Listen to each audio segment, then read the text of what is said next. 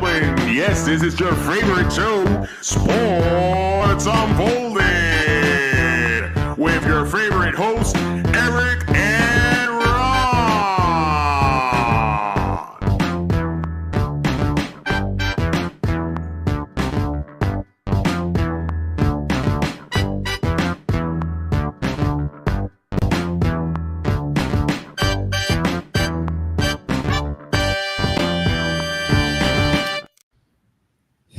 Hey, sports fans. Welcome to the best sports podcast on the planet, Sports Unfolded, where we cover all of the top sports stories that happened this week. I am your host, Eric. Main man right over there, Ron. How are you tonight? I'm fired up, Eric. I ain't gonna lie. I'm on the edge. Oh, boy. So much to talk about tonight. We're going to talk about Major League Baseball trades. We're going to talk a lot about NFL trades and some crazy things happening there as well. Your Bruins, my Bruins, ranked 25th. Is that a fair spot for them? We're also going to have a little fun today in celebration of Happy Gilmore 2 coming out last Friday. Adam Sandler's top 5 movies, our starting 5 Adam Sandler movies. So that should be an interesting conversation as well.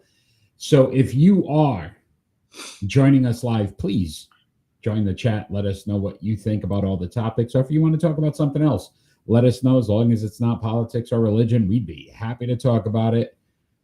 But Ron, let's first thank those that help us continue to grow. And first and foremost, a 99.1 WDJY FM in Dallas, Georgia. Thanks for having us on every Saturday at 1 p.m., as well as 990 WBOB in Providence, Rhode Island on Saturday mornings at 10 a.m. and SECTV Public Access Channel 12 on every Tuesday night at 10 p.m. Thank you for the support. Thank you for continuing to help us grow, as well as all our social media platforms, Ron, if you want to bring some of those up so people can find Rhode Island Broadcasting or Sports Unfolded. We are on just about everything, especially when we go live: Facebook, YouTube, Twitch, Twitter, Kick. What's the other one there? What's that? So you got Rumble, YouTube, and Kick. Yeah. And we're live on Sports Unfolded on Facebook. And Twitch, yeah. At RI_broadcasting. So a lot of different ways you can watch. Yeah, you can listen to us at Red Circle, Spotify, TuneIn, and iHeartRadio. Oh boy, here we go. And it starts tonight already. And this is where some of the social media we're on everything, Eric. I mean, literally everything. LinkedIn, MeWe, TikTok, X. So Blue Sky, Parlor. So many different ways you can like our show, follow our show, watch our show, listen to our show. So continue to help support us and help us grow. And Patreon. Can get some Sports Unfolded merch. Always an opportunity there as well. Ron, I hope people join us live because I'm sure we're going to have some fun tonight. Are you ready to kick this thing off? I don't know how much fun this is going to be. All right, let's see, because I hope it's fun. I am going to lose it here tonight. I'm going to lose it. All right, well, let's start off with our lead-off story, and that is the Major League Baseball deadline ended yesterday. Who were some of the winners and losers, Ron? And if you want to elaborate on any of them, love to hear it. Maybe we'll start off with the winners. How about the winners? Yeah, let's start with them. Let's talk about. And there were quite a few of them, to be honest. I have 3 that I really felt stood out, but I'd love to hear some of yours as well. Yeah, so I think I hate to say it, but the New York Yankees, in my book, were winners. Agreed. I definitely agree with that one. I love Bednar. They got depth, bullpen help, and they did it in a way where you didn't have to get a big name. They got a lot of just guys that can play baseball. Yeah, they got a lot of bullpen help between Bednar, Doval, and And Bird Bird, yeah, were really the key guys that they Bird, Bird, picked up. Bird, Bird is the word, by the way. James, That's thanks for right. joining us live. I just think, unfortunately, I think they did a really good job. Their bullpen is going to be tough now. They got like 4 closers in that bullpen. Yeah, so right, some options, definitely some things that were needed. Help on defensively as well, third base. Yeah, So yeah. definitely make some good moves there for the Yankees. I honestly Yeah. like the No, Astros. go ahead. I like the Astros what they did, bringing back Carlos Correa, putting him at third base. They Houston did a good job. added depth They as picked well. up some bats, right? Yeah, I mean, that's what they were looking for, some bats, and they got some. Even though they wanted a big lefty, um, but getting Carlos Correa was a pretty big move. I mean he was so good with Houston back in the day. So maybe it sparks something with him, back with some of his old teammates. Something He's happens, the but only team he would have let the the trade, no trade clause go yeah. for. So kind of like to see that. I have one big winner, but I will let you go next, Ron. I like what San Diego did too. They were they were swapping players all over the place. It felt like they got the bat in Ryan O'Hearn, first base DH kind of player. Danny, thanks for They got joining. some defensive help with Laureano. Mason Miller was a massive deal. I mean, that You was a know the big pickup. Can I say this though? Every year San Diego's in it. They do Yes. stuff. Yes. Is it enough to get past the Dodgers? That'll be the key. It's just I mean, they're a team for pitching. some reason though. I don't know. Danny, thanks for joining, by the way. Yeah, I mean, I like what the Mets did. Mets did well as well. I mean, you took care of your center field problem with Cedric Mullins. Um, I liked the Tyler Rogers pickup. That was Yeah. really good. Gregory Soto, Ryan Helsley, they really put some arms in that bullpen, and I think that is what teams are going to try to do this year. Yeah, it looks like a lot of teams went bullpen, understanding you need that pitching depth. Danny passed his piano class. Congratulations. Got a B plus. B plus. So Danny's been tickling the ivories. And so my big winner, Ron, though, I have to say, Seattle Mariners. Oh, absolutely. I was saving them. Right for that's Josh Naylor, and you were like, but 288 batting average gives him another solid bat. But then you get Eugenio Suarez, and you look at 36 home runs putting into that lineup. So now you got pop. Yeah, they needed offense. They got it. Yeah. I think that was great because their pitching staff is one of the best, and they did add Ferguson to that as well. I think they made themselves a solid contender, to be honest with you. Yeah, no, listen, American League to me is open. I don't see a clear-cut favorite. I think Detroit even having the best record. Again, I think they failed. They're on my losers. They were losers in my book because they didn't pick up anything substantial. No, so this is where I say I think Seattle, what they did now puts them in that mix to say they could get to the World Series. Absolutely. Did you have any more winners? That division, because even Texas Rangers did pretty good. I mean, I think they got the best starting pitcher out of everybody that was available. And I think Merrill Kelly is going to be a factor in the postseason. So, and then they also picked Colombi from for their bullpen, and Phil Matone.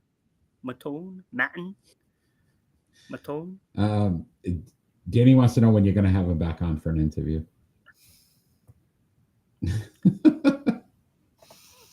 I actually watched it today. I watched Danny on Going On Daily. So he's a character. He is. Do you have any losers, Ron?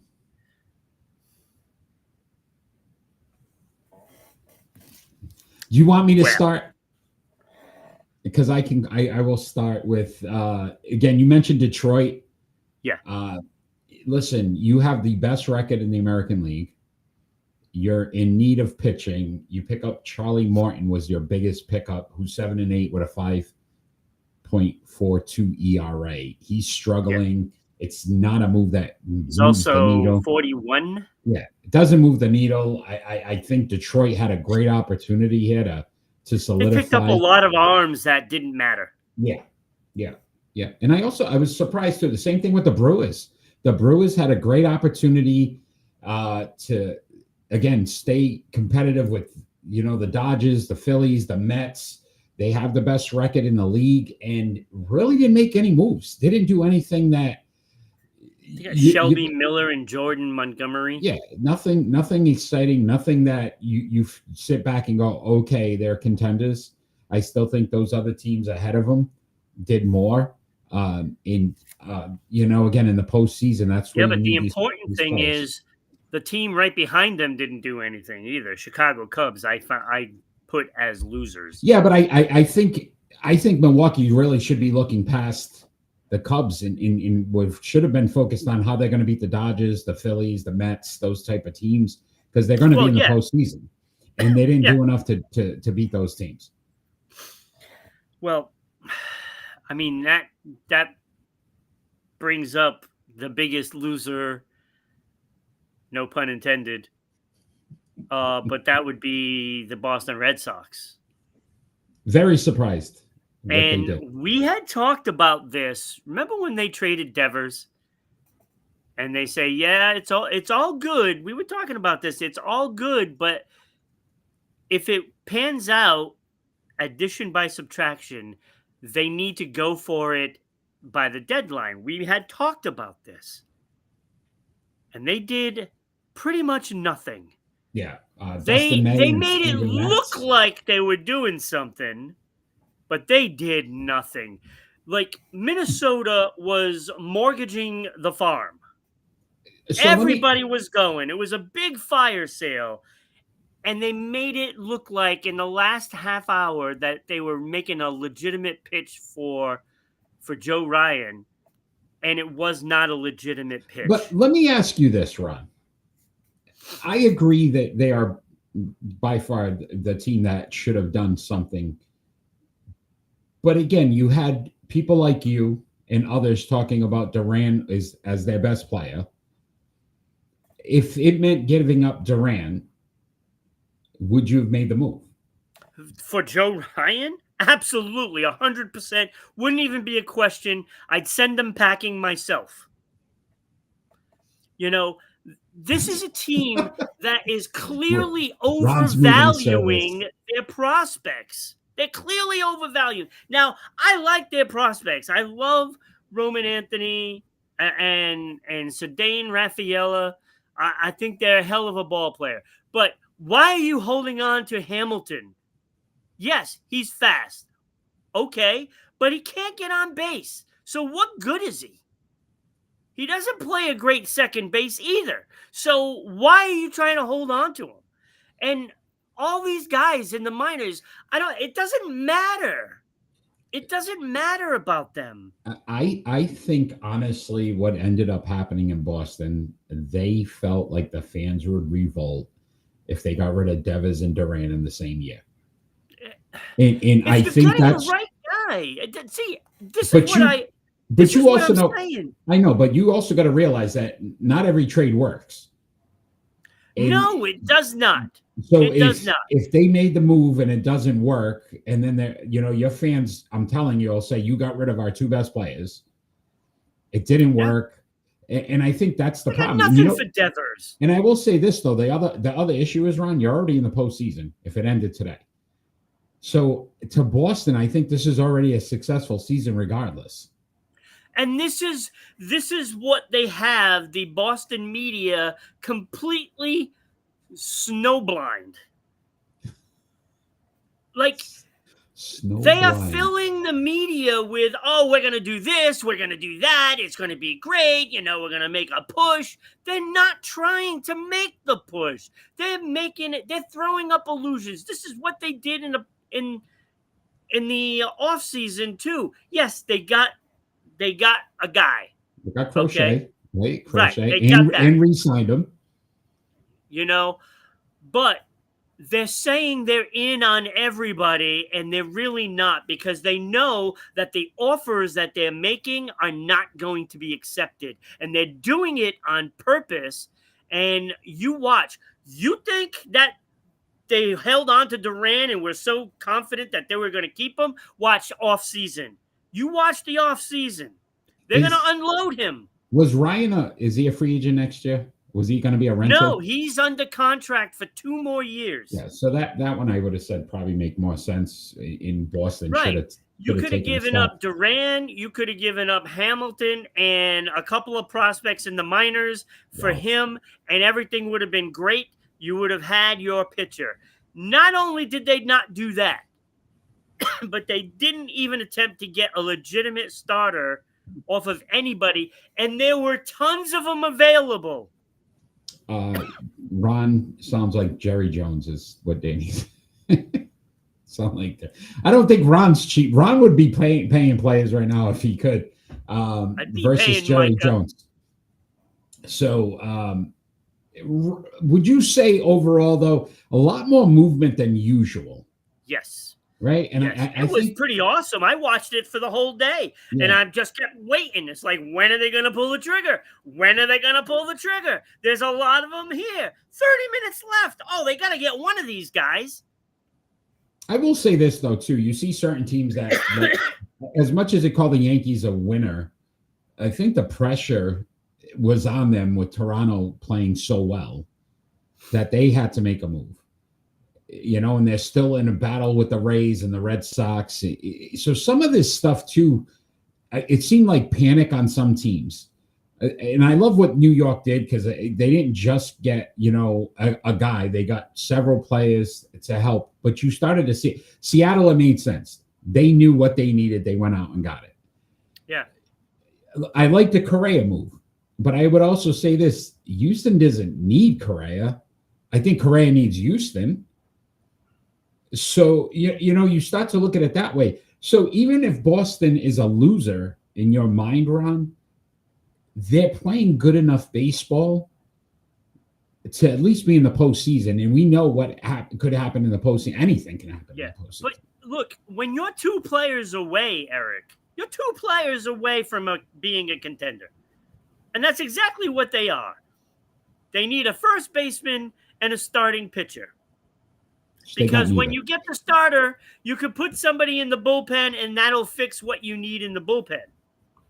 You put Tanner Houck in the bullpen if he ever comes back now. I don't know. But that's what you do. You go out and if you get Merrill Kelly, and you're going to tell me the top prospect team right now is Boston Red Sox, and they couldn't swing a deal with anybody? That's a bunch of hogwash. They didn't even try. And they're making it look like, oh, my God, we attempted to get this guy and this guy. That's why they released the news that they were going for Ryan. Because did you hear about that story? You heard that it was like, I knew it didn't happen. And then it got reported that it actually did happen. Yeah, great job by Fox over there. Yeah, so. No, I knew it didn't happen. Look, even Ken Rosenthal came out and said that it was an epic failure by Boston. It is. It is. I think. Listen, as they didn't try. And he said it. Inept as Boston has been for the last few years, this was a great opportunity to get right back into it. And I think that, listen, the fans are starving for it in Boston. And to me, it would have created some excitement or buzz. And now it's gone the opposite way. It was a lot like what the Bruins said. Oh, we're going to go do this, and this. And you don't. You don't even attempt. Yeah. All right, some great Major League Baseball talk. Again, those that are joining us live, let us know your opinions. Did you like the Major League Baseball? Who was your biggest winner? Who was your biggest loser? Love to hear from you, Danny, as well as James. We're going to move on, though. We're going to talk some Oh, I NFL. forgot a loser. Oh, you forgot one. Okay, go I ahead. forgot a loser. Go ahead. Arizona Diamondbacks. You're sitting on 4 more players that have expiring contracts at the end of this year, and you don't move them. How do you not move Gallen? Yeah. How do you not move him? And this is a case in point. The Red Sox could have stolen him. Could have stolen him. All right, Ron. Let's talk some NFL. A couple of big trade requests. We'll start off with our first one, and that is going to be the Washington Commanders and wide receiver Terry McLaurin. He has requested a trade. Is this a smart move for Washington to consider? No, because now you're going to take the weapon that your young quarterback used so I want to say easily, because it was like he was a veteran out there playing, in the quarterback position, because McLaurin is so good at what he does and he's such a competitor and yet a team player, but he does want to get paid. Yeah, listen, I think overall, the funny thing is, you're right. Number one target, 82 receptions, almost 1,100 yards, 13 touchdowns. Again, this is a guy that, with a rookie quarterback, was still a high performer. 29 years old, 6 foot tall, 210. He's a prototypical wide receiver. So there's a ton of teams that would be interested. So I wanted to have some fun, Ron. And let's see which team you think is more likely to try to trade for Terry McLaurin. All right. We will start off with the Cleveland Browns. Browns. AFC. So these are all AFC teams, because I don't think they're going to try to trade them to the NFC. No, not at all. Okay. No. I don't think he'd accept that one. Las Vegas Raiders. That's a possibility because of Pete Carroll. Geno Smith.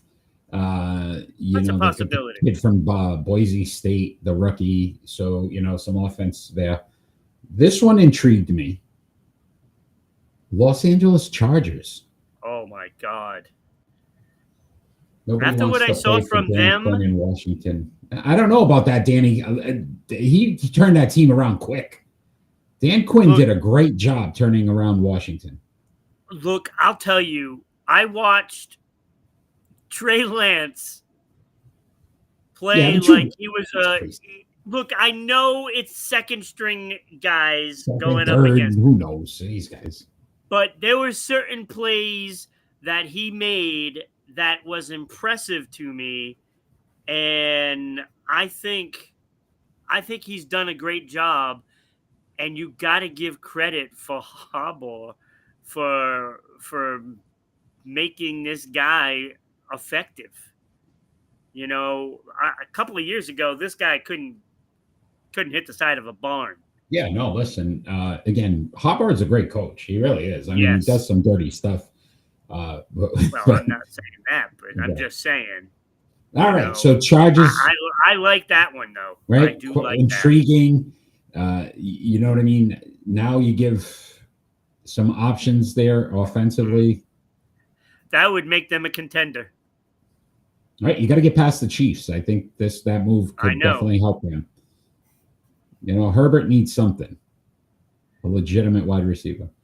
All right, how about the New York Jets? Justin Fields. You got Garrett Wilson. Now you add McLaurin.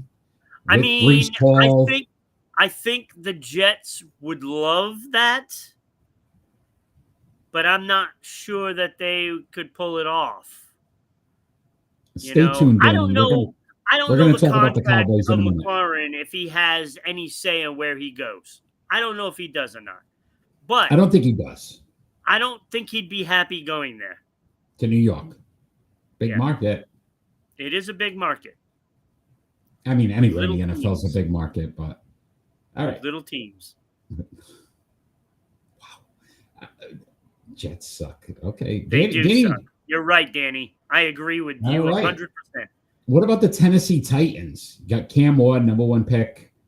Now you still got Calvin Ridley, wide receiver. Add McLaurin. I don't hate it. I mean, I keep looking at it at McLaurin's point of view, but it might not even matter what his point of view is. Yeah. I guess I'm saying, what would be the best fit for him? Yeah, I mean, I like that Charger fit. Yeah, that Charger move would be dynamite. McLaurin And I like the Vegas one, to be honest. There's no way they trade him to Dallas. One more team run, and these are the top 6 teams in Vegas right now for odds. Okay, that's why we're discussing these teams. And this is the number 2 team. Number 1 being he stays in Washington. That's the best odds. Number 2 odds, the New England Patriots. Oh my God, I'd love it. I'd love it. I'd be tickled pink. It would fill every shortcoming that the Bruins and Red Sox made. every void that they made this year would be washed away just by coming to New England. I think this would strengthen Stephon Diggs. Yeah. I don't think Diggs is a true number 1 anymore. At his age, with the injury, now you get McLaurin in that offense. Diggs becomes extremely dangerous for New England. And to me, it makes so much sense for New England to want to make this move. First off, you give Drake May a legitimate wide receiver besides Diggs.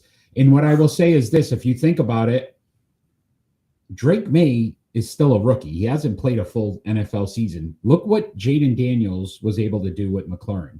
Now you give Drake May that same receiver, it bodes pretty well for New England. Oh my God, that would be just absolutely incredible. And that's the second odds yes, New England's the second highest odds. I hope he does not stay in Washington. Oh my God.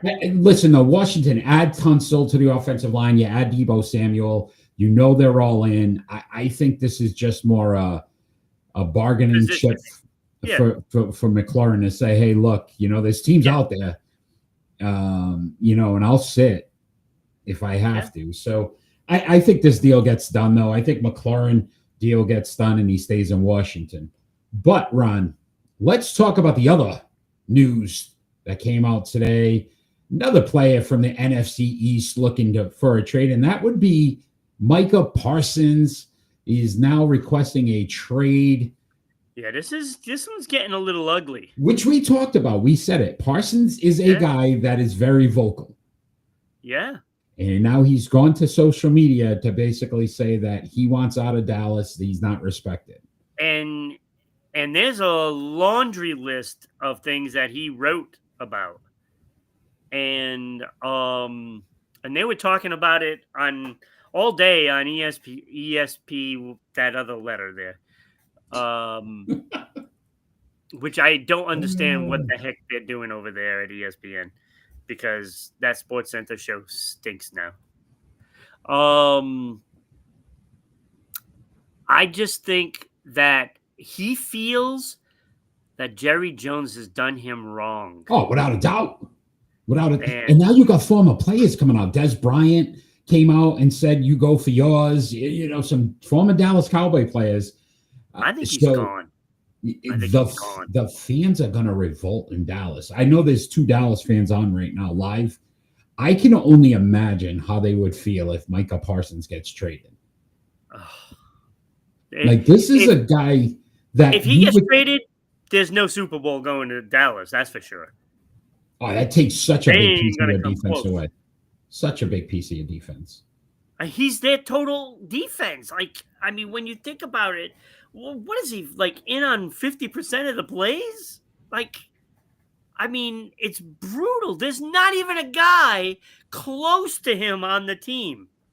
The closest guy was a guy that used to be on the team last year. Like, you look at the McLaurin situation, very quiet. It's out there. Yeah. This thing turned ugly quick. Like, it was, Parson wants a new deal. And now all of a sudden he wants a trade. That's in like a 2-day period. Like, it turned quick. And to me, it just seems like Jerry Jones keeps playing Russian roulette with these free agent, these guys coming up for contracts. He did it with Dak. He did it with CD Lamb. Yeah, and CD Lamb made a post today that was not in the Dallas Cowboys side. So I truly think that Parsons, this could happen. This could be a possibility that, as crazy as it sounds, we are week 1 of the preseason. You had your first preseason game yesterday, and we're talking about the possibility of Micah Parsons not being a Dallas Cowboy by the start of week 1 regular season. I think he's going to hold out if he's not traded.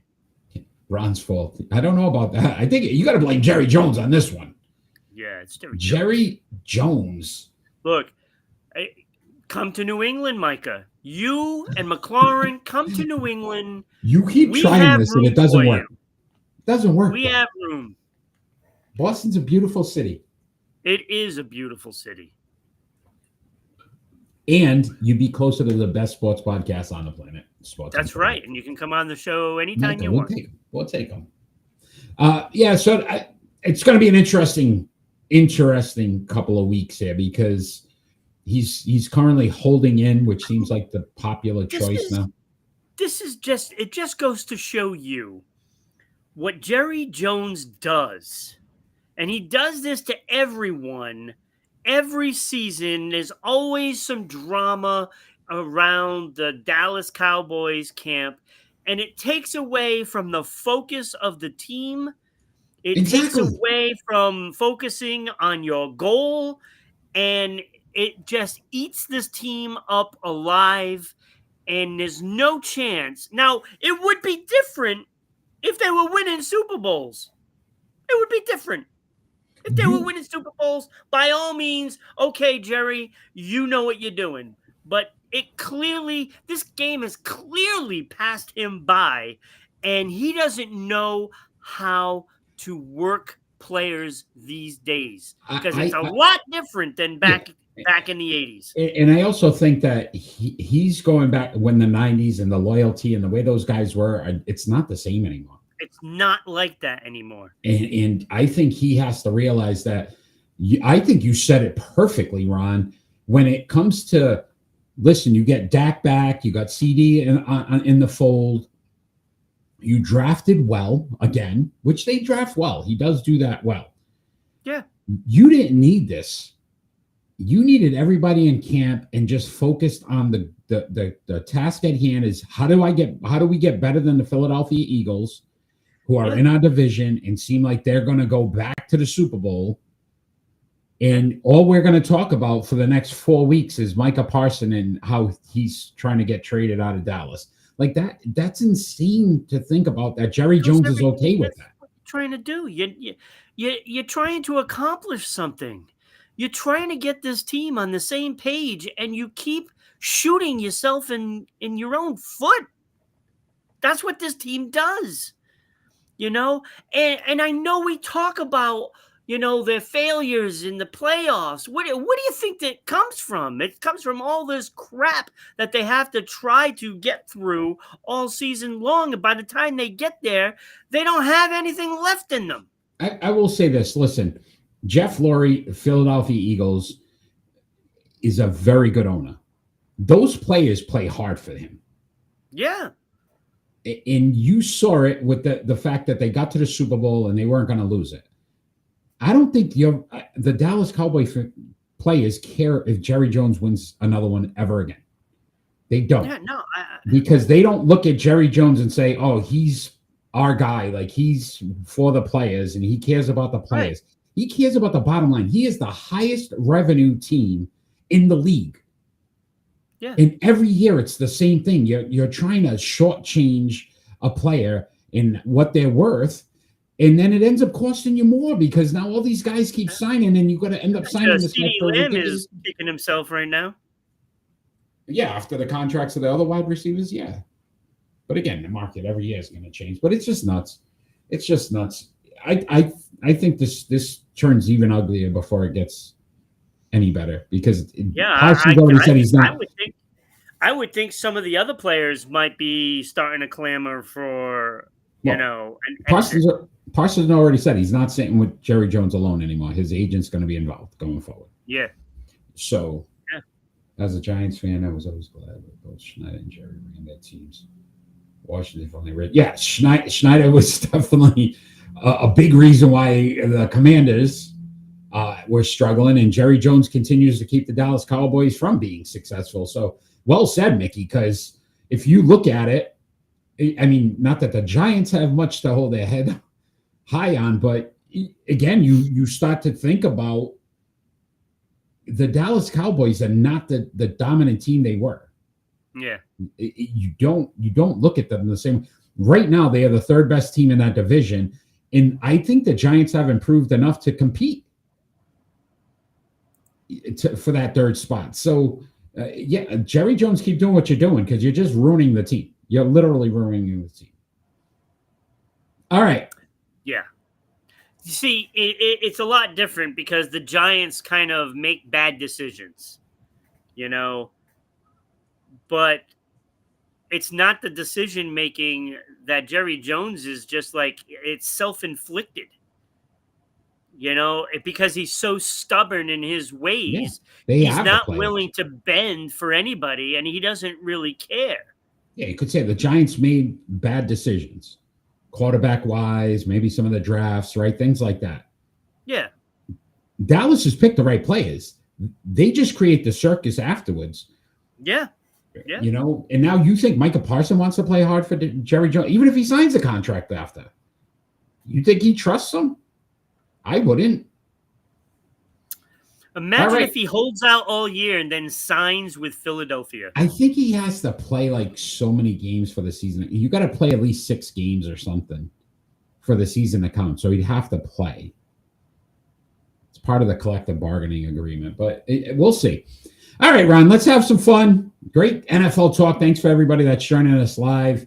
Let us, is Parsons going to move? That'd be the question. All right, Ron, we're going to have some fun here. We're going to celebrate Happy Gilmore 2. The release was last Friday. I know you watched it. I watched it. So we're going to give you our starting 5 Adam Sandler movies of all time. We like to have a little fun here. You are first this week, Ron, so I'd love to hear your honorable mentions. All right, honorable mentions. I actually enjoyed Click. Yeah, I almost put it on there, but I had a couple more that I think that scene at the end where he dies, and that was. Thanks for ruining it for anybody that hasn't watched it. That was a piece of acting. Like, he did a great job there. So spoiler alert. Danny said The Water Boy. As an honorable mention, Danny, I have Spanglish. I love that movie. I took it out though because I missed one for my top 5, so I had to. I like that movie. I thought he did a great job with that. I loved it. Spanglish was a good movie. Awesome. Yeah, very good. Good call. What was it? Paz Vega. Paz Vega, I believe, is the actress. Yeah, she was excellent in it. Yes. And the whole family aspect of it. I also have Hustle. Hustle, I have as an honorable mention. I thought he did a good job with that as well. Yes, Very he did. Good job. Yeah, Stanley. Yeah. And I have 2 that are like, I want to put one in, but I don't know which one, so they're not really an honorable mention, but I'm going to mention them anyway. Anger Management and Grown Ups. I literally have the same 2 as my honorable mention. Like, they're really good. I don't have them. They're not my honorable mention. I just want to mention that they're on my honorable mentions. They were on my honorable mentions. My bubble movie is Uncut Gems. I never saw it. That's the one I've never seen. I heard it was good. I did not see it. And Danny's doing Fantastic. Mama Said Nobody Messes With Me. That's the My one. mama said you the devil. Mama said. Mama said. Mama says the alligators are angry because they brush their teeth. All right. All right, Ron. So that means we're into our starting five. So what movie do you have at number 5? Wait, what were your honorable mentions? All the ones Everything that I you mentioned. said, all of them except the only one I had, Big Daddy. I had Big Daddy as an honorable mention. Oh, yeah. Who's I love the way that the kid that his acting, especially when they went to court and they were trying to, like he's not just a comedian, he can act. Yeah. So number 5, Ron. Number 5, I have Mr. Deeds. Love that movie. Yeah, it was good, but loved it. Yeah. Loved it. Yeah, I couldn't do it. With everybody with the Ferraris and stuff like that. Yeah, yeah. When he got the whole town. Yeah. At number 5 for me, I had The Waterboy. The Waterboy. How can you have it that low? 5. I know it's crazy, but I liked some of his other movies better as I kept going through. So by far one of the best. I mean, there's not a moment you don't quote something from The Waterboy at some point. Well, I always hey, you know what? Bobby didn't show up to cut Bobby the grass Boucher, today. yeah, cutting the grass. See, Bobby Boucher. He didn't cut my grass today. Who's Roberto? Luanga. Roberto. That's just. All right, number 4, Ron. Number 4, I have 50 First Dates, and I think those two are wonderful together. Yeah. I mean, Drew Barrymore, absolutely. That movie was so good with Sean Astin, Mr. Steroid. Oh my God, so funny. Get off the juice. All right. Wouldn't it be nice to... What, 10 Seconds Steve? Was it 10 Seconds Steve? Oh God, I love it. Hey. At number 4 for me, The Longest Yard. I thought they did a great job remaking that. Obviously, including Burt Reynolds in it as well from the original. So The Longest Yard and a ton of cameos. Michael Irvin was in that. Nelly. A lot of great. Yeah, so that would have definitely made my honorable mention, and Anger Management and Grown Ups would not be in there. Yeah. So Longest Yard for me at number 4. So number 3, Ron. Number 3, oh my God. I just can't get Billy Idol out of my head because of this movie. The Wedding Singer, when he starts singing the song, and John Lovett is there, and he's like, I love John. He's losing his mind. Yes, it was such a great movie. Oh my God, I loved it. It was one of my favorites. All right. Not bad. Obviously. At 3 for me, the original Happy Gilmore. I loved Happy Gilmore. What the hell do you have above it? What the hell? Obviously, the classic character, and then bringing him back 30 years later, and it's one of the all-time Netflix highest viewed movies in history. So people were clamoring for Happy Gilmore. So, great movie. Great. The original, great. Phenomenal. Oh, my God. And then even the second one, all the cameos and the fact that they brought so many people back, it was great. The second one wasn't great, but I enjoyed it. No, it was great. The cameos, all the cameos, you brought back a lot of the old. Yeah. That was great. I loved seeing some of those guys. But all right, so at number 2. Oh, me. I have The Waterboy, number 2. Waterboy, Gatorade. You can't, right? Like you can't. You can't. Like it was so funny. Captain Insano. Everybody in it was funny. Henry Winkler was absolutely a genius. When he's on the phone and there's the cords just dangling, he's in the heels. His tattoo. Bro, Captain Insano though is still. How old are you, son? God. How old Captain are you, son? Insano kind of reminds me of other things. But 36 or whatever. And he just starts. Oh boy. Yeah. So. Oh, it was brutal. But yes, Waterboy. I can see at number 2. Listen, I think you could put these in any order. So for me, Sound like 50 a choo-choo train. at number 2 for me was 50 First Dates. I love that movie. I love the way they incorporated at the end when he's on the boat and they played a video and you're like, wow, every day they do this. And his daughter, and it just, I thought they did it was remarkable the way they did it and kept it funny. Yeah, absolutely. I loved it. I mean, my top 5 is just. Yeah, I could watch these over and over again. Yeah. Yes, and I have. Yeah. So at number 1 for you, I'm gonna assume it's Happy Gilmore. That's my favorite comedy of all time. And I mean, it doesn't hurt that he's a huge Bruin fan. And Terry O'Reilly is my favorite player of all time. So it was like a match made in heaven for me. And this movie was just so great, from everything from being in front of the baseball pitch machine, to Bob Barker's fight scene. You're wrong, Bob. Oh my God. This movie was just a perfect movie. Yeah. A perfect movie. And the dynamic with trying to save his grandmother's house. And you were rooting for him then too. Yeah. Shooter McGavin. McGavin. Right. Everybody was fantastic. Of course, the late, great Carl Weathers. Chubbs. Like this movie was this was a great one. And I did watch it like a couple of weeks ago. So, then I watched this one. Yeah, the second one. So for me, number 1, I've seen this movie 8 million times. The Wedding Singer by far is my favorite all-time movie of his. Yeah, I love the 85. I loved when his girlfriend's in the basement and he's like, "Do me a favor, take that shirt off before you jinx the band." It was like, like they just before you jinx the band and they break up. Oh my God, it was so funny. So many things, and the rapping grandma, and just that movie from the start to the end. It had me in so many emotions and laughing, crying, wanting the love story behind it. I thought absolutely. And I'll tell you, the song that he plays on the plane for her, that's a great song. It was. Loved it. Yeah. Loved it. Yeah. The Billy Idol. Nobody talks to Billy Idol. Billy Idol is just a riot, man. Oh my God. I love Billy Idol. Ron, Danny's going with the Waterboy at number 1. Which is not a bad choice either.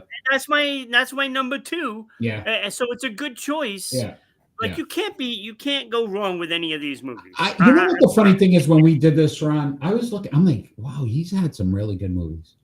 Yeah. And you think it's like slapstick, but it's not. Like even 50 First Dates, Wedding Singer, Spanglish, the Uncut Gems. Like these were not just he's. I now pronounce you. Oh my God, I can't. I just think Cousin Larry, but it's not. It's from the one with the fireman with Kevin James. I pronounced you Chuck and Larry. Chuck and Larry, thank you. Yeah. I couldn't. All I could see. Chuck and Larry. That was a good one. That was a good one. Yeah. He's really had some good movies. All right, that was fun. That was fun. Yeah, check out Happy Gilmore 2. We do suggest at least definitely. Look, it's good to see. Happy Gilmore 1, but it's pretty funny. How many sequels are better? Nostalgia, There's never a better sequel. It's so hard. I like the extended story, and people are saying that it's too violent, blah blah blah. You know what? No, I thought he did a good job with it. All right, let's talk some NBA, Ron. The Knicks make a big move, re-signing Mikal Bridges. Do you like the decision by the team? I like what he did. He took less money to try to help the team. We don't see that too often now from athletes. Yeah, sure. So 4 years, $150 million. Max could have been $156. So it gives them an opportunity to pick up another player. Listen, this team was in the Eastern Conference Finals, Ron. And the Eastern Conference right now is a mess. It is. This team, injuries have taken its toll on a few teams, and then some trades, and this team could legitimately make the finals next year. It could with Karl Anthony Towns, Jalen Brunson. I think people are overlooking Cleveland, but that's besides the point. But Cleveland And they're chokes every also game. overlooking teams like Orlando and Detroit and Milwaukee. I still got a ways to, well, not a ways to go, but they'd have to make a jump. The Knicks have proven they can do it. It's going to be interesting. I like this move, though. Mikal Bridges, listen, if anything, he's a good player. He's a good player. And guess what? We talk about this all the time, Ron, and we've mentioned this 8 million times on our show. He plays every game. Yes. He does not miss games. Like, this guy plays. He played 82 games last year, 18 of the postseason. Like, he doesn't miss a game. This guy plays most of the game. So, yeah, I think the most minutes in the NBA last season. Like, he averaged like 38 minutes a game. Yeah, it's insane. Like, and you know, he's one of those guys that works hard. Danny, he's always hustling, and we got to make Danny's not paying attention. The Lakers could make the Western Conference and then get to the finals. We're talking about the Knicks. They didn't say they win it all. We're just saying they could get to the finals. There's something. This Danny sometimes. Come on, Danny. Stay with me, buddy.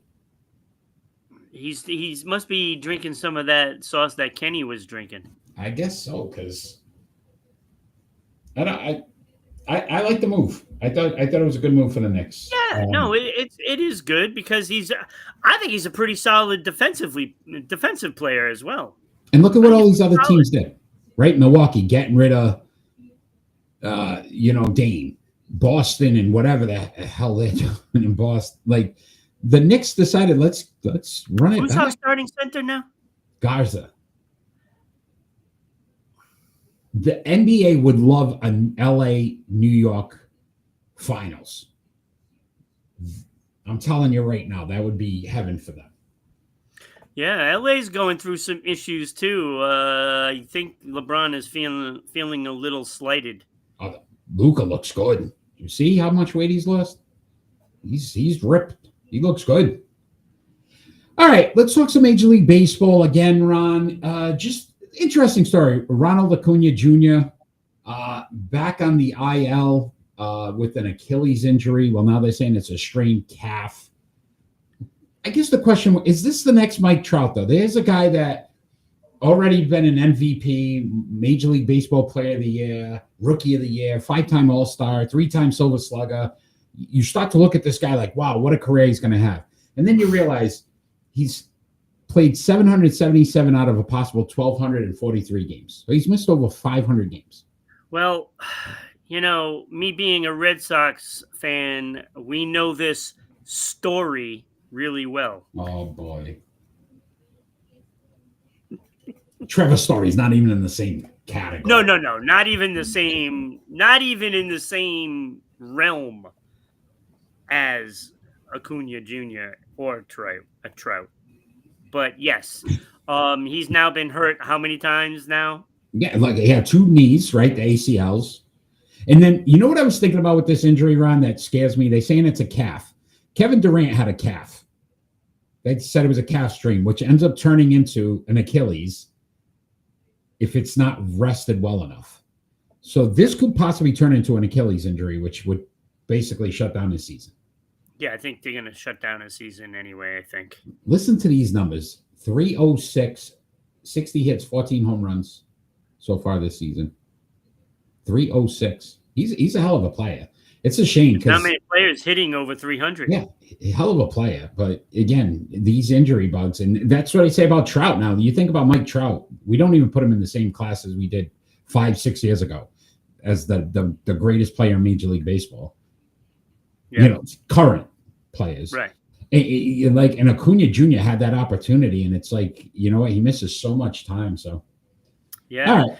Yeah, and I feel bad for Atlanta because this is their guy, and you're building around him. You can't have the guy being somebody that's injured every season, and I feel bad for them, because I mean he's a great player, but to me, in order to be that great player, you got to play. You got to be on the field. You got to be on the field.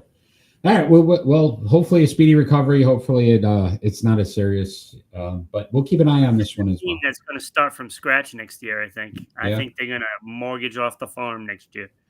during the All right. offseason. Ron, let's have some fun with our split decisions. You know what I realized? We didn't do the starting five. Yeah, we did. We did. No, I was so excited Oh, I the didn't do the sound. Yeah. I was so excited about Adam Sandler movies. I was like, hey, I forgot all about it. I know. Split It's in the decision. highlight. Our split decision segment basically ask each other two more likely questions, and we have to make a decision. You are first this week, Ron. Your first split decision. Well, we've already talked some baseball, so I might as well bring that up.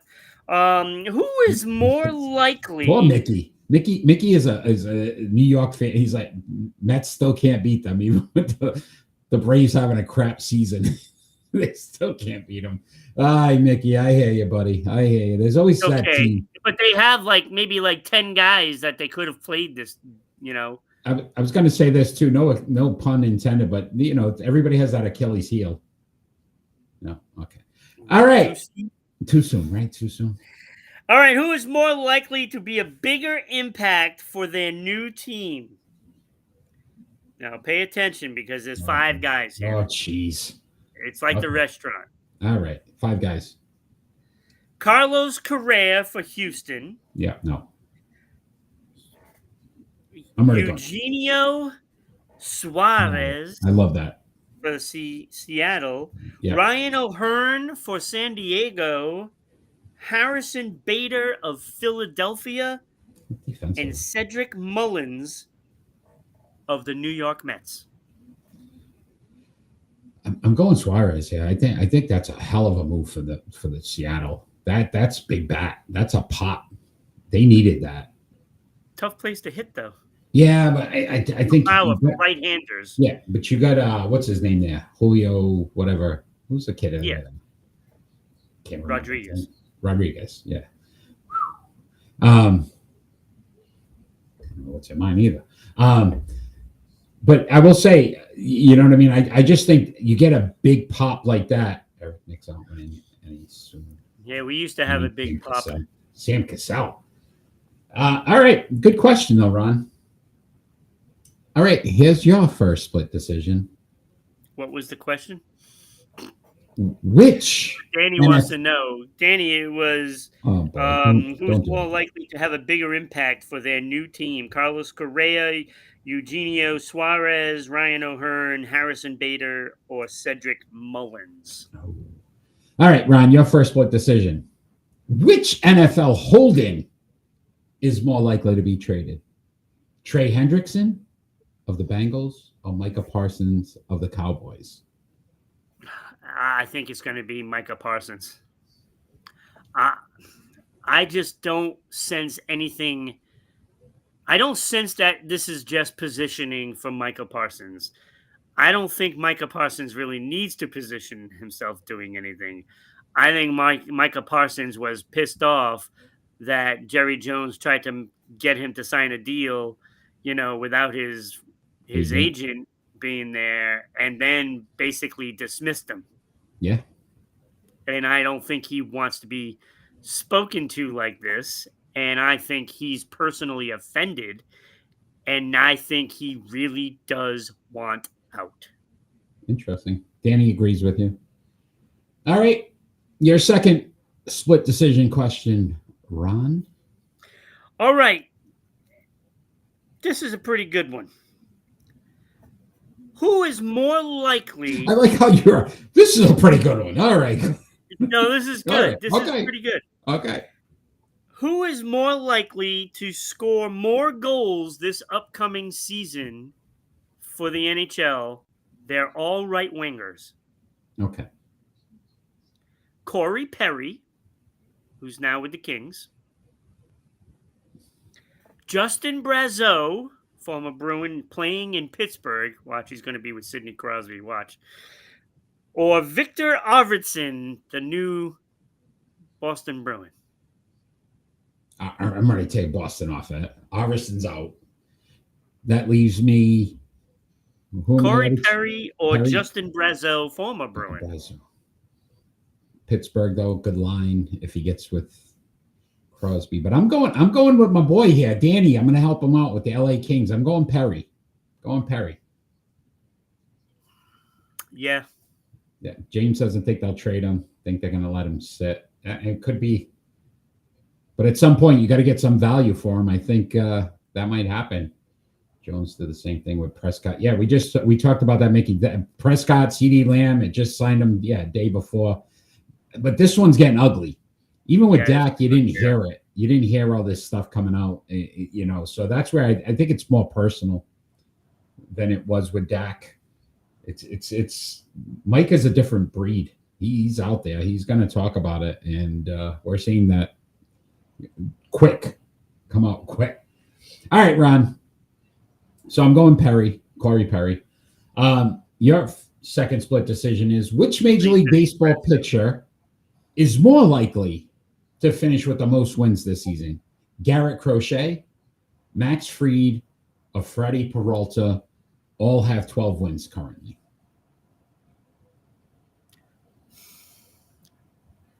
Peralta for the Brewers, Yankees with Fried, and no Crochet.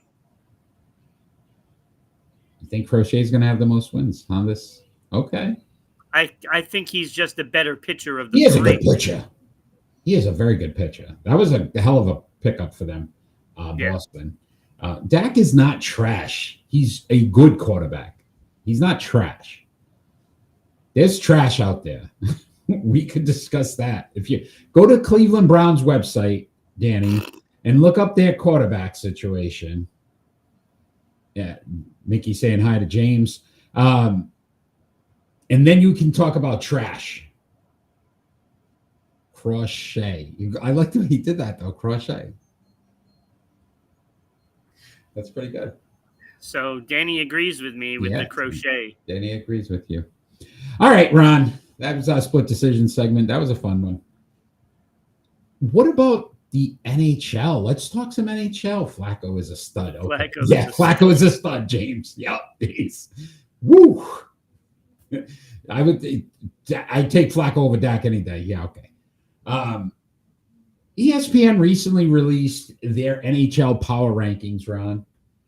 They had the Boston Bruins at 25. Is that too low? All right. So let's put this in perspective. Okay, hold on, because I'm going to help you a little bit. Last season, Bruins finished 33, 39, 10, 76 points, which was 28th. So they were the 28th record in the league. Only teams worse were the Flyers, Predators, Blackhawks, and Sharks. All right? So what I did was, Ron, I'm giving you 32 through 26, starting with the Chicago Blackhawks being the worst team at 32. Okay? Then just do the math. San Jose Sharks, who had a worse record. Blackhawks, who have the worst record. So you could see why they'd be behind Boston. Pittsburgh Penguins, Nashville Predators, Seattle Kraken, Philadelphia Flyers, who had a worse record, and the Buffalo Sabres. And then the Boston Bruins. So far, feel pretty good.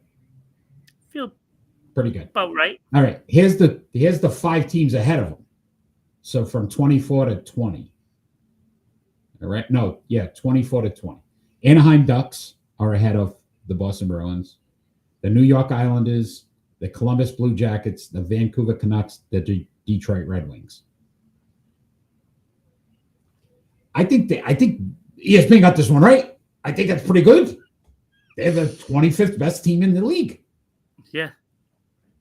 Yeah. Because I look at it this way. Who did they sign that moves the needle higher than that? Exactly. And that's what they said. They really didn't do it. Bing Crosby plays for the Penguins. Yes, he does. He also was really good in some movies, Singing in the Rain or something.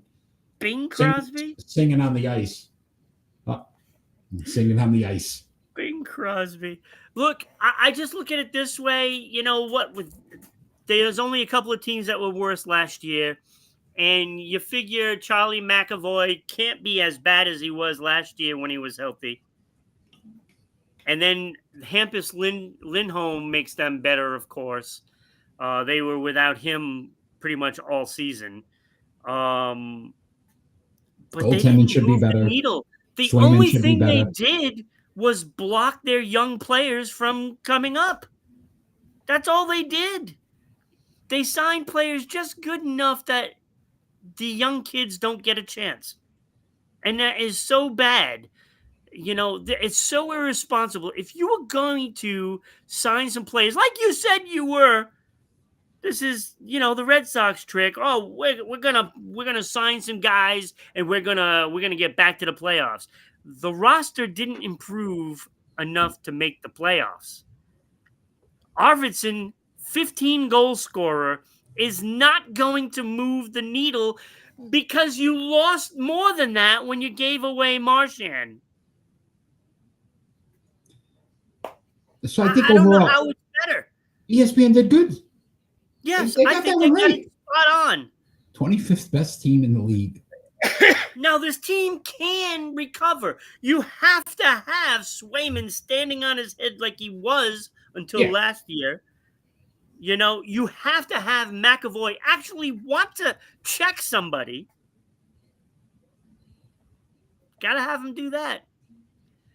You need to check And yourself before you wreck yourself. you need to make sure that Pasternak is not, the only thing scoring. armed. I mean, I don't think Geeky is going to get 39 goals this year. I don't think that's going to happen. I'm just 25th best team. All right, that's settled. All right, Ron, let's move on to our pick and roll. This is just awful. It's time for I don't happen to Boston sports and roll. We came on, we did a podcast, and Boston team stinks. That's basically what happened. Well, we did get one championship while we've been doing this way. All right, I'll pick and roll tonight. 31 years ago, so episode 31, Building Bridges on season 5. 31 years ago, 1994, these were the NFL sack leaders: Kevin Green, Ken Harvey, John Randall, Charles Haley, Leslie O'Neal, and Neil Smith. Some really good players here. We're going to rank them from 6 to 1, Ron. You are first this week. Start us off with your pick and roll. I'm still thinking that somewhere in this sack leaders should be the Bruins and Red Sox organization. Hey, you want a quick do you know, Ron? Do you know in 1994 which quarterback had the most attempts and completions? Steve Grogan? No. Was it? No, he would be before that. Yes, much before that. It has to be a New England Patriot. I would think maybe back then, 1994? Mm-hmm. Was it even before Bledsoe? Tony Eason? No. Drew Bledsoe would have been the answer. And guess who had the most interceptions? Drew Bledsoe. All right, Drew. Go, Drew. I liked Bledsoe. 93. He was drafted 93. I think he would have won the Super Bowl anyway. I don't know. That Rams team. The Patriots were so good defensively. Yeah, but Tom made that drive at the end. Yeah, I know he did. But I don't know if Drew could do that. But all right. Your pick and roll. All right. So my pick and roll, number 6, I have Ken Harvey. Good career. He has a good career. 4-time Pro Bowler. 89 sacks, 763 tackles, which is the most on the list for solo tackles.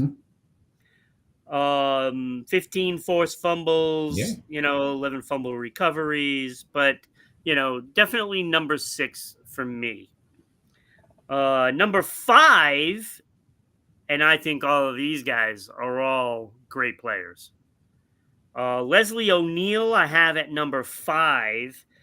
It's tough because he had 700 solo tackles, 132 and a half sacks, 16 fumble recoveries, 21 forced fumbles. 3 interceptions, 6-time Pro Bowler, and a Defensive Player of the Year. But it wasn't enough to get him higher than the next 4 guys. But I do like him as a player. He was really good. Really good for the Chargers. I have at number 4 Kevin Green, who had 160 sacks, which is phenomenal, and the most on this list. 669 solo tackles, 5 interceptions, 23 forced fumbles, 26 recoveries, 3 touchdowns, Hall of Fame, 5 Pro Bowls, and 2 All-Pro. I mean, he's like, he needed a championship. If he would have had 1 championship, it probably would have vaulted him to number 2. 1. Just 1. Number 3, I have Neil Smith. 104 sacks, 580 solo tackles, 30 forced fumbles, 4 interceptions, 2 touchdowns, by the way. 6-time Pro Bowler, 1-time All-Pro, 2 Super Bowls. This guy was like the anchor for that line. He was just, oh my God, he was unmovable. Unmovable. This guy was so good. And a lot of what he did for that team wasn't even put on paper. Number 2, I have Charles Haley. Now, he's got 100.5 sacks, but he only played 169 games. And if he would have played more, oh my God, his numbers would have been incredible. Incredible. 489 solo tackles, 26 forced fumbles, 8 fumble recoveries. The big man had a touchdown as well. Even had a touchdoam. And I think I've seen that touchdown too. I think I was watching that game when it happened. Hall of Famer, 5-time Pro Bowl, 2-time All-Pro. But this guy's got 5 Super Bowls, and that's the best hardware to have. This guy won. And again, I think he meant more to his team than Neil Smith meant to his team. This guy just won Super Bowls. But the numbers that John Randall put up are just crazy. And 137.5 sacks, which isn't the most on the list, but he was a menace. And he was mean. He was nasty. I mean, you didn't even go to wherever he was lining up. You didn't go to that side, period. You went somewhere else because John Randall would have blown up the play. 29 forced fumbles, 11 fumble recoveries, 7-time Pro Bowl, 6-time All-Pro. He was the best at his position 6 times. And I think if they would have wanted to go to, excuse me, to his side, his numbers would have been out of this world. Out of this world. Yeah, I think me and James saw this more similar. So 6, I had Ken Harvey. I agree with you there. Good career, solid, but again, not the next 5. Leslie O'Neal, I had at 5 as well. I went Neil Smith at 4, just based on the fact, yes, he won the 2 championships. But I like the fact that Kevin Green at 3 had 1 more All-Pro. So I like that. And he was close to me. And he was a Defensive Player of the Year. So I went Kevin Green. I went John Randall at 2. And again, you talked about it. Yes, 6 All-Pros, 7, but no championships for John Randall. Yeah, I know that was that was 5. That 5. That's your hand. He got his hand. Charles Haley. To me, I agree with James. Clear cut number one for me. But yeah, it was a good list. Good guys, man. All these guys, really good defensive players. And from Kevin Green up, they were so close to me, and it was so hard to do these four guys. I love Danny. They're amazing players. All right, I love Danny, and I'm gonna tell you this now. I'm not trying to be mean, okay? But Danny says his top 5 sack leaders of all time is better than yours, Ron. So you ready? Okay, Charles Haley, Ken Norton. All right, I'll give you that. But then Leon Larry Allen and Nate Newton were nasty at sacks. They're all offensive linemen, Danny. What are you talking about? How could they be sack leaders there all time if they're offensive linemen? What are we doing, Danny? What are we doing, buddy? Stay with me. Stay with me. All time. LT. Come on. Look, Reggie White, Bruce Smith. You know, there was I just remember John Randall playing the war paint. You remember he used to paint his like all black and it was great. It was great. Ron. He was mean. Ron, couple of things. Great list, great guys. Let's talk a little bit about the Hall of Fame here. We got the Hall of Fame voting, which will end this week. We just voted in last month Kareem Abdul-Jabbar and Zinedine Zidane. We are looking to induct our next 2 athletes this week. In the voting, go to Sports Unfolded Sports Poll page on Facebook today and cast your vote. For the NFL, we've got Deion Sanders, Rob Woodson, Arenas Williams, Eric Allen, and Steve Atwater. That's a good one. I think Deion's leading that one.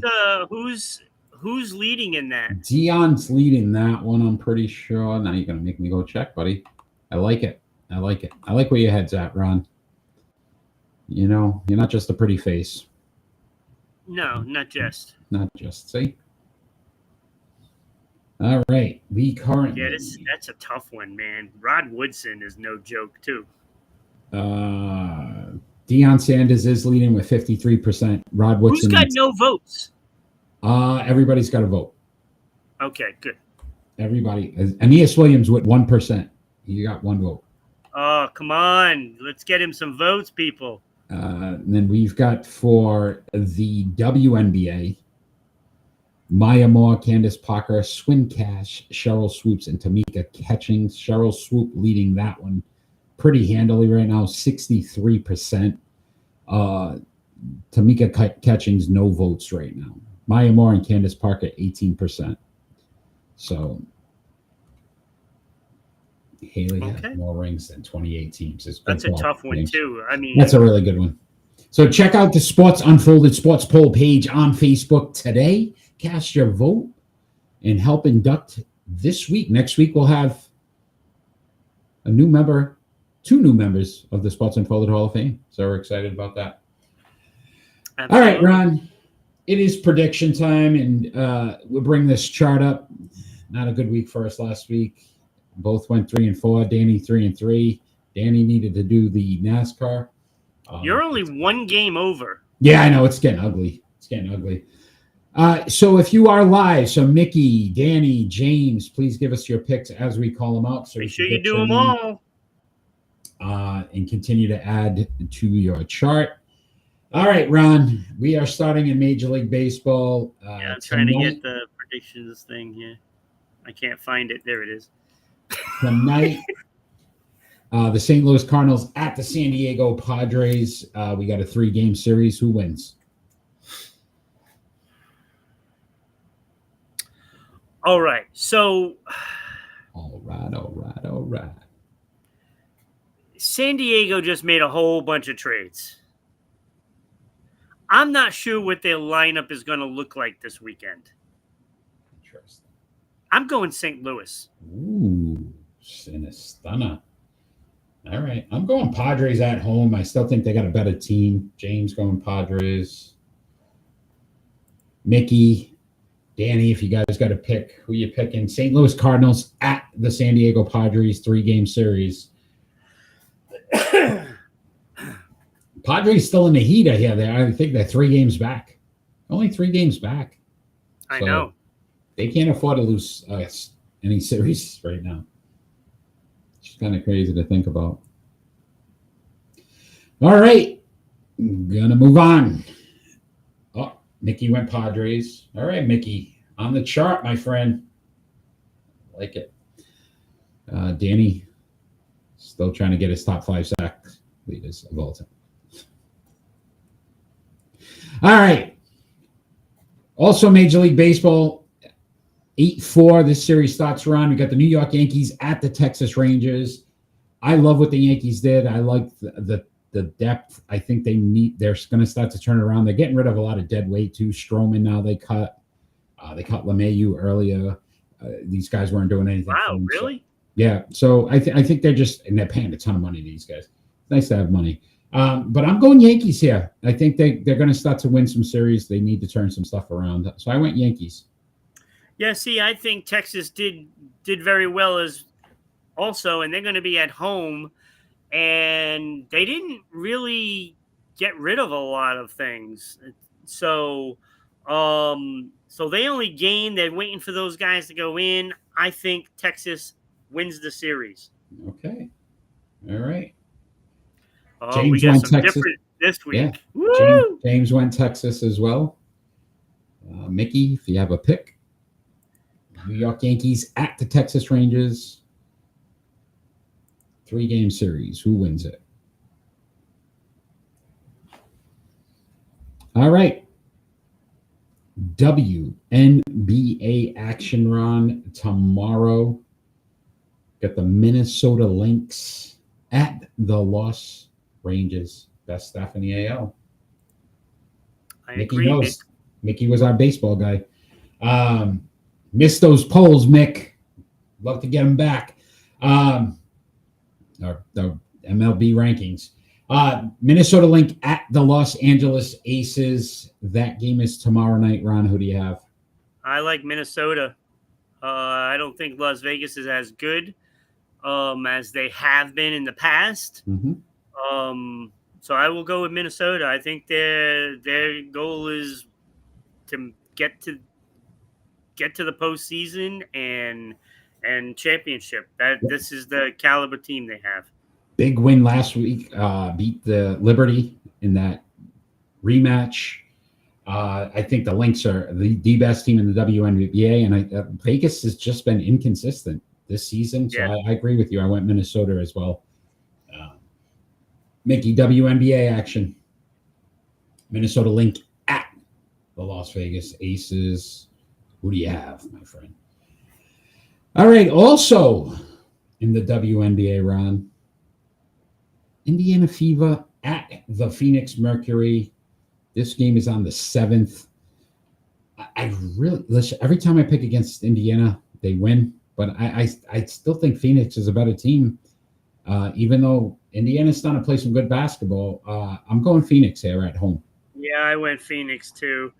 They still don't have Caitlin Clark, so and I know they've been playing well without her, but no, not as good as Phoenix. Mickey went Minnesota on the first one. They are the best team, Mickey. You got that right. Cowbell, I'm going to assume, is got to be the Fever. Right.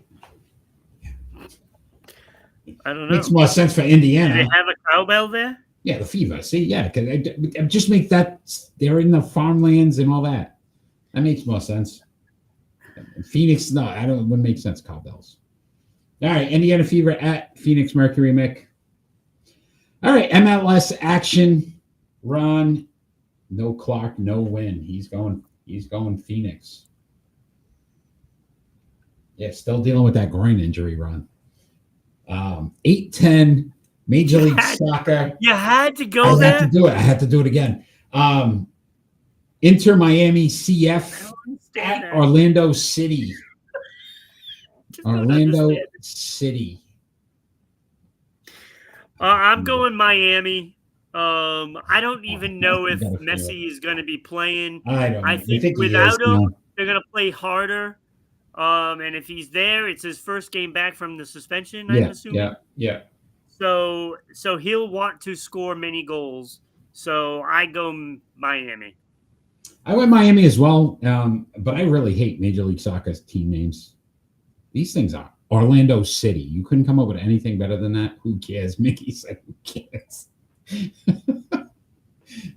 Into Miami Sea at Orlando City. We have some football fans out there. We do. We have a lot of soccer fans out there. We do. All right.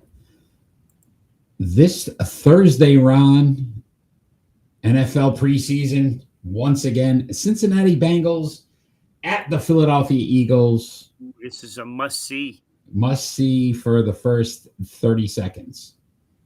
Look, Games won Orlando. If anything holds up, Cincinnati will lose because it's the beginning of the year. They don't pay any attention. They haven't shown up in camp yet, so so I'm going Philadelphia. All right, you're going Philly. Second string there is better than anywhere.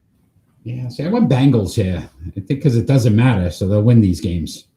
They win the games that don't matter, and then when they need to win, they don't. So I went Bengals. Okay, there we go. See? And the Eagles' little hangover from the Super Bowl. They're not ready James yet. chose Orlando City. Yes, he did.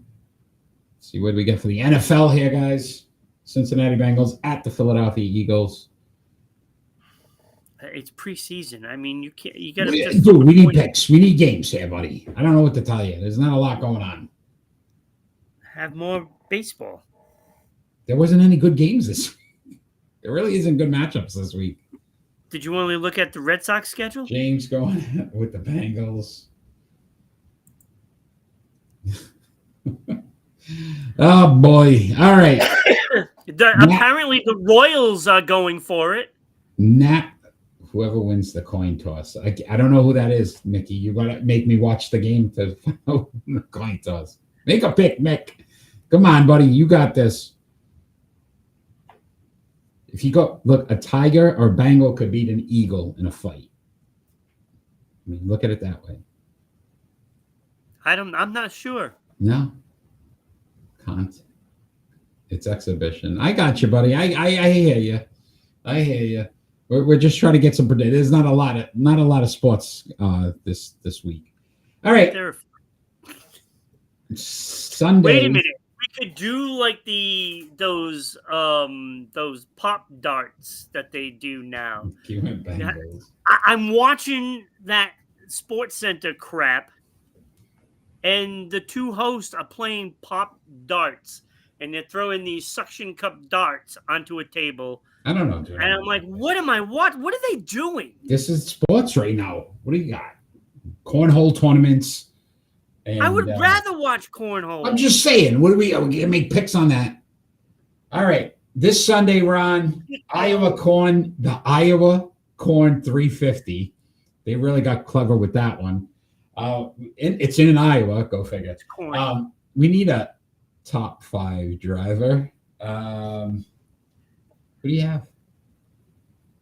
I'm going Kyle Larson. The guy's got 11 top 5 finishes and 14 top 10 finishes. So I'm going to go with Kyle Larson. The guy is a beast. It's a beast. He was second last week. Kyle Larson racing really well. This assures that he's either going to win or not finish the race. Yeah. I went with my man Chase Elliott. I'm going Chase Elliott. Oh, now he goes Will Byron. I can't win. Your first time. Oh, that's great. Nobody's going Bubba Wallace, who just won. AJ Foyt. He won his race for the next year. Is AJ Foyt? Look at Mickey. AJ Foyt still racing? I don't know. I don't even know if he's alive. Isn't he an Indy? Isn't he? No, he might be. Yeah, he's like an Indy racer. Hey, give Mickey some credit. That's pretty good. And Dick Trickle came in 23rd. Remember that? Mm. Sports Center used to Yeah. Oh, always yeah. tell where he finished. All right, His name Ron. is Dick Trickle. Before we get into our final thoughts, can we tell all the wonderful people out there how they can become a sponsor of the best sports podcast on the planet? It is the best sports podcast on the planet. James Dean, It's Jeff very Gordon, simple. Dale Earnhardt Sr. I'm going. Oh my God. Okay. Let's get back to this racing because the idiot that was on Sports Center this morning You're all over ESPN. said, yeah, but it was Sports Center. I know, but They if have you're some ever going to new- be on some Sports new Center, girl and you're some new ruining guy. it. You're ruining it. Look. She called him Dale Earnhardt as if he was flying a freaking plane. I have no interest. Dale Earnhardt. But it wasn't just a slip of the tongue because she mentioned it a couple more times and still called him Earnhardt. Ow! She's an idiot. I will say How this, do you Mickey. not know who it is? It's I fun when just they don't go get it. right, though. Sometimes they go right. He's like, no interest in 500 miles of a left turn. Yeah. I was But just so, sometimes- and then of course the darts and the basketball shot thing. I don't know what they were doing on Sports Center today. I don't understand it. It's but ridiculous. they're doing that top 50 state thing. That's I don't probably- care. So I don't like care. they go to the state things and do it. Yeah, so All they right. were in Florida playing pop darts, so whatever the hell it's called. I think we're losing focus on how you can become a sponsor of the best sports podcast on the planet. Tell them I had to how, get Ron. that off my chest. I had to get it. So, look, your ad will be here, and we will read the ad. So not only will people see it, but it will be heard on the audio version for Spotify, Red Circle, iHeartRadio, and TuneIn.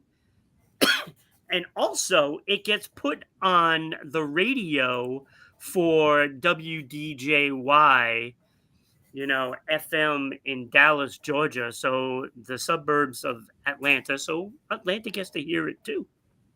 It's a big market. You got to get on this. Hopefully the ratings come out soon.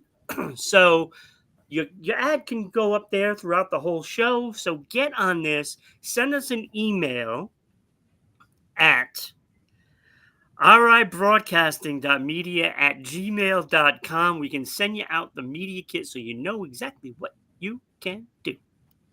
And again, not only seen, heard, so many different markets now, Providence, Rhode Island, as well as Southeast Connecticut. So many different opportunities there as well. Yep. Ron, it is final thought time, and our final thoughts don't necessarily have to be about anything sports related. It could be about anything happening in the world today. You are first this week, my friend, so please grace us with your final thought. I gotta breathe, Eric. I gotta breathe because I'm done. Baseball, say goodbye. Say goodbye. Because I'm not dealing with the Red Sox antics anymore. Not happening. You lied straight through your teeth because you knew you weren't going to do anything, and you just want the fans to believe that you're actually trying to go get some players. But we all know that you lied and you're not trying. You wanted to unload Devers. It wasn't because he was creating a problem. You wanted to unload Devers so you wouldn't have to pay him. That's what you did. And I would say that you probably would have traded Duran and Story if you knew you could get away with it. But you couldn't, so you had to keep them. This is just a disgrace what the Red Sox have become. I guess we're better off moving to Liverpool and being soccer fans because that's probably where they're spending all their money that the Red Sox are paying, all those fans that are paying to go to watch one of their games. It's going right to Liverpool, and I'm not dealing with it anymore, so I would say something else, but I can't. I had to bite my tongue there. All right. I'm just done. I'm done. Okay. I'm done with it. I'm done listening to Breslow BS everybody. And that organization they need to sell the team. Just sell the team, please. All right. Can Chocolate, the thanks for Yankees joining. own 2 teams? No. Thank you. Finally had a Friday off while watching me. Thank you. Thank you, Mickey, for joining us tonight. Appreciate it.